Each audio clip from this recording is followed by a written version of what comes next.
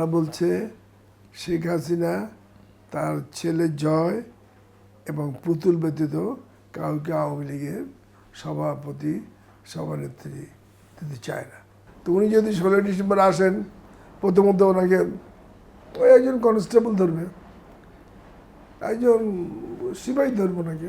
তার মৃত্যুদণ্ড যদি রাষ্ট্রপতি ক্ষমা করে দেয় অন্য বিষয়। আওয়ামী লীগ এখন একটা ওয়ার্নিং দিয়েছে, বিশেষ করে সাবেক পলাতক প্রধানমন্ত্রী শেখ হাসিনা। তিনি বললেন যে ডিসেম্বরে দেশে আসবেন বা আত্মসমর্পণ করবেন, এমন কিছু আমরা শুনছি গণমাধ্যমে। তো এবং এটা নিয়ে অনেক উৎসব মুখর আছেন আওয়ামী লীগের নেতাকর্মীরা বাংলাদেশের শহর এবং নগর মফস্বলে। আপনার কি মনে হয় 16 ডিসেম্বরে আসলে কি হবে? শেখ হাসিনা কি আসবেন নাকি নেতাদেরকে বিপদে ফেলতেছেন? আর যদি আসেন তাহলে কি হবে? প্রথম কথা হলো কি কন্ট্রোল করতে পারবেন কিনা? প্রথম কথা হলো ওনাকে মৃত্যুদণ্ডে দণ্ডিত করা হয়েছে, তুমি আমি করি নাই, কোর্ট করেছে। সুতরাং মৃত্যুদণ্ডপ্রাপ্ত আসামি যদি বাংলাদেশের ভূখণ্ডে ঢোকে, তার মৃত্যুদণ্ড কার্যকর হবে। সেই গভর্নমেন্টে যেই থাক, তার রহমান থাক আর আমি থাকি বা তুমি থাকো, মৃত্যুদণ্ড কার্যকর হবে। হ্যাঁ, তবে তার মৃত্যুদণ্ড যদি রাষ্ট্রপতি ক্ষমা করে দেয় অন্য বিষয়। 2 নম্বর হলো মানব জাতির ইতিহাসে তুমি লক্ষ্য করবা যারা গণহত্যা করেছে, এই এখন গণহত্যা করেছে আর ক্ষমতা আসতে পারে না। ওই যে মার্কোস ফিলিপাইনে গণহত্যা করেছিল, সে আর ক্ষমতা আসতে পারে নাই। ওই হিটলার গণহত্যা করেছিল, আর সে ক্ষমতা আসতে পারে নাই। নমরুদ ফ্রাউন গণহত্যা করেছিল তাদের আমলে, তার আর ক্ষমতা আসতে পারে নাই। সুতরাং শেখ হাসিনার বিরুদ্ধে গণহত্যার 1400 তালিকা জাতিসংঘ করেছে, আমরা করি নাই। আমাকে করতে বললে আমি হয়তো বলতাম না, আমি একমত, আমি হয়তো বলতাম কি না বলতাম যাই না, কিন্তু এটা জাতিসংঘ 1400 গণহত্যার তালিকা তৈরি করেছে। জাতিসংঘের আমব্রেলার মধ্যে বিশ্বের সমস্ত দেশ আছে, থাকতে বাধ্য। সুতরাং জাতিসংঘ যে গণহত্যার তালিকা ঘোষণা করেছে, সেই গণহত্যা থেকে শেখ হাসিনা আর তার দলবলের রক্ষা নেই। গণহত্যার অভিযোগে অভিযুক্ত মানব জাতির ইতিহাসে আর কেউ কোনোদিন ক্ষমতায় আসীন হতে পারে না। তো উনি যদি 16 ডিসেম্বর আসেন, প্রথমত ওনাকে ওই একজন কনস্টেবল ধরবে, একজন সিপাহী ধরবে ওনাকে, ধরে আদালতে নিয়ে আসবে, আদালত তাকে জেলে পাঠিয়ে দেবে, জেলে তার ফাঁসির দড়ি কার্যকর হয়ে যাবে, এটাই হবে। তবে উনি যে 16 ডিসেম্বর আসবে, এই সমস্ত হুঙ্কার টুঙ্কার ছেড়ে নিরীহ প্রজাতি আওয়ামী লীগ যারা আছে, নিরীহ সরল প্রাণ, যারা বঙ্গবন্ধুকে ভালোবাসে, মুক্তিযুদ্ধকে ভালোবাসে, মুক্তিযোদ্ধাদেরকে ভালোবাসে, তাদেরকে উনি বিড়ম্বনায় ফেলছেন এবং তাদেরকে উনি বিপদের মুখে ঠেলে দিচ্ছেন। বস্তুত এ বিষয়ে আমি আমি আমি ডিটেল একটু বলতে চাই, ইফ ইউ পারমিট। আমি এই গত ঈদের আগে আমি আমি আমি দিল্লি গেছিলাম। দিল্লিতে মোদিজি ব্যতীত অধিকাংশ যারা পাওয়ারফুল সিনিয়র মিনিস্টার, তাদের সাথে আমার আলাপ আলোচনা হয়েছে। ইনক্লুডিং অজিত দোভালজি এনেছে। তারা আমার কাছ থেকে ফেয়ার ইভ্যালুয়েশন চেয়েছে এবং আমি মুক্তিযুদ্ধ অফিসারদের লিডার হিসেবে ভারতের যারা শুধু বিজেপি গভর্নমেন্ট, এর আগে কংগ্রেস গভর্নমেন্ট, তারা আমার সাথে কোঅর্ডিনেশন করে বাংলাদেশ বিষয়ে, ভারতের বিষয়ে, এবং we work for each other for the best interest of both the countries. তো আমি তাদেরকে বললাম যে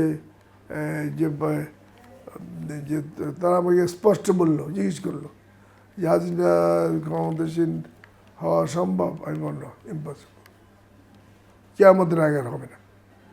তারপরে বললো যে তাহলে আওয়ামী লীগকে রিভাইভ করা সম্ভব কিনা? আমি বললাম হ্যাঁ সম্ভব, ডেফিনেটলি। তো বললো যে সে কীভাবে সম্ভব। আমি বললাম আওয়ামী লীগের যারা নিরীহ লিডার আছে, যাদের বিরুদ্ধে কোনো অভিযোগ নাই, গণহত্যার অভিযোগ নাই, লুটতরাজের অভিযোগ নাই, খুন ধর্ষণের অভিযোগ নাই, তাদের নেতৃত্বে একটা আওয়ামী লীগ পুনর্গঠিত হতে পারে। তো তারা আমাকে জিজ্ঞেস করছে তুমি কাদের সাথে কী কথা। আমিও বলেছি, তারাও আমার সাথে বলেছে। যেমন প্রেসিডেন্ট আব্দুল হামিদ সাহেব, সাবের হোসেন চৌধুরী সাহেব, ওই বীরুত্তম কাদের সিদ্দিক সাহেব, ওই সেলতাজ সাহেব, বা আওয়ামী লীগের ওই যে শিরিন শারমিন ডাইরেক্ট হয়নি, তার আরেকজনের মাধ্যমে এদের সাথে আমার কথা হয়েছে। তারা নতুন আওয়ামী লীগ ফর্ম করতে চায়, যেহেতু আওয়ামী লীগের নেতৃত্বে বাংলাদেশ স্বাধীন হয়েছে, মুক্তিযুদ্ধ হয়েছে। তারা আওয়ামী লীগের কোটি কোটি ওয়ার্কার আছে, তারা চোখের পানি ফেলতেছে। তাদের দল গেল কোথায়, নেতা গেল কোথায়, দল নেত্রী শূন্য, নেত্রী আমাদেরকে ফেলেই চলে গেছে আগুনের মুখে। এখন আমরা আওয়ামী লীগ নিয়ে আবার দাঁড়াতে চাই। তো এরা নেতৃত্ব দিতে মোটামুটি নিমরাজি আছে, কিন্তু তাদের পয়েন্ট একটা, আমাদেরকে শেখ হাসিনার সম্মতি দিতে হবে। এইখানে পয়েন্ট অফ অর্ডার। এইখানে ভারতের যারা নীতি নির্ধারক, সিনিয়র মিনিস্টার্স, জাতীয় নিরাপত্তা উপদেষ্টা, তারা বলছে শেখ হাসিনা তার ছেলে জয় এবং পুতুল ব্যতীত কাউকে আওয়ামী লীগের সভাপতি সভানেত্রী দিতে চায় না। আপনার সাথে কথা হয়েছে? হ্যাঁ, দিতে চায় না, দেবে না। তার আমাকেও বললো তুমি তার সাথে গিয়ে দেখা করো। আমার নামে তার সাথে দেখা করো, শেখ হাসিনার সাথে। হ্যাঁ, আমি বললো তুমি তার সাথে দেখা করো, আমার ব্যবস্থা করলাম না, তার সাথে দেখা করবো। আমি কেন? কেন করবো না? তুমি মুক্তিযোদ্ধা, সে জাতির জনক কন্যা, আর আমরা সে জাতির জনক কন্যা হিসেবে তার যে পদমর্যাদা ছিল সেটা ধ্বংস হয়ে গেছে। সে এত খুন খারাপই করেছে যে তাতে ওই জাতির জনকের কন্যা দাবি আর থাকে না। কন্যা দাবি করা তার উচিত না। আর সে জাতির সাথে বিশ্বাসঘাতকতা করছে। সে এই 17-18 বছর ধরে বলে কি আওয়ামী লীগ আমার বাবার আওয়ামী লীগ, আর বলে কি মুক্তিযুদ্ধ বাংলাদেশ স্বাধীন করেছে আমার বাবা। দুটোই মিথ্যা, মিথ্যা, মিথ্যা, মিথ্যা, ডাহা মিথ্যা, ডাহা মিথ্যা, ডাহা মিথ্যা। আমি তাদের বলে দিয়েছি, you made a shut up. আমি মিনিস্টারদের বলে দিয়েছি ভারতের, you made a shut up because this is total lies. তার বাবার আওয়ামী লীগ না, তার বাবা আওয়ামী লীগ একটা কম্পোনেন্ট, আর তার বাবা বাংলাদেশ স্বাধীন করেছে মিথ্যা। নর্মালি তার বাবার কোনো অস্তিত্ব ছিল না। আমরা তার বাবার নাম জয় বাংলা জয় বঙ্গবন্ধু বলে যুদ্ধ করেছি, আমাদের মুক্তিযুদ্ধ শহীদ হয়ে গেছে, সেটা মুক্তিযোদ্ধাদের বদান্যতা। কিন্তু তাই বলে তার বাবা দেশ স্বাধীন করেছে বলে ডাহা মিথ্যা। এবং মুক্তিযুদ্ধের সময় শেখ হাসিনা, শেখ রেহানা বা জাতীয় জনগণের বেগম সাহেবের এক ধুলা পরিমাণ অবদান ছিল না। শেখ হাসিনা বরং মুক্তিযুদ্ধের 9 মাসে সন্তান জন্ম দিয়েছে, তার সন্তান জয় জন্ম নিয়েছে পিজি হাসপাতালে নভেম্বর মাসে। তো তার স্বামীর সাথে মিলে, আমরা যখন মুক্তিযুদ্ধে 30 লাখ শহীদ হচ্ছিল, তিনি তার স্বামীর সাথে মিলে জীবনযাপন করছিলেন, সন্তান পয়দা করার জীবনযাপন করছিলেন। তো ওনার কী অবদান আছে। এবং উনি যে বলছে যে জয় এবং পুতুল এদেরকে বাংলাদেশের লোক গ্রহণ করবে না। জয় তো একটা অসভ্য এবং ঘুষখোর, দুর্নীতিবাজ, চরিত্রহীন, তার তো কোনো অস্তিত্ব বাংলাদেশে নাই। আর পুতুলের অবস্থাও তাই। পুতুলকে বিয়ে দিয়েছে উনি এক রাজাকার পরিবারে, তার সেই পরিবার থেকে সে পরিবারের বিয়ে দিয়েছে। তখন মুক্তিযুদ্ধের অপোজ করেছিল। এমনকি বেগম, ওই যে ওনার মন্ত্রী ছিল কৃষিমন্ত্রী, কী নাম, মতিয়া বেগম মতিয়া চৌধুরী অপোজ করেছিল যে রাজাকার পরিবারে আপনি কেন বিয়ে দেবেন। আর তার স্বামী তো অপোজ করেছিলই। তার স্বামী অজয় সাহেব এই বিয়ে দিতে চায় নাই, এই জন্য স্বামীর সাথে শেখ হাসিনার বিরাট যুদ্ধ হয়ে গেছিল। শেষ পর্যন্ত স্বামীকে উনি পরিত্যাগ করেছিলেন বলা যায়। আমি তার স্বামীর ব্যাপারে পরে বলবো যদি সময় পাই। কিন্তু এটা বলি যে উনি ধারণা করতেছে যে ভারত গভর্নমেন্টকে বুঝাইছে আমার ছেলে বা মেয়েকে সভাপতি করে আওয়ামী লীগ করবে। আমি তাদের বলে দিয়ে আসছি ইট ইজ ইম্পসিবল। তাহলে আওয়ামী লীগের অস্তিত্ব থাকবে না, আওয়ামী লীগ ওয়ার্কাররা এটা মেনে নেবে না। প্রথমত উনি তার ছেলে মেয়ে আর আত্মীয়জন নিয়ে পালিয়ে আসছেন, ওয়ার্কারদের পিছনে ফেলে আসছেন। ওয়ার্কারদের বলেও নাই যে তোমরা শেল্টারে যাও।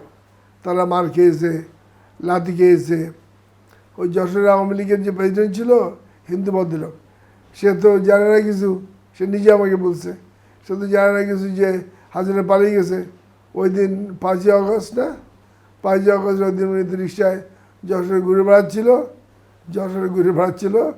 5টার দিকে সব লোকজন তাকে ধরছে, ঘেরাও করেছে, ওই রিক্সা থেকে নামাইছে, প্যান্ট জামা খুলে নিছে, শুধু নেংটি পরা ছিল।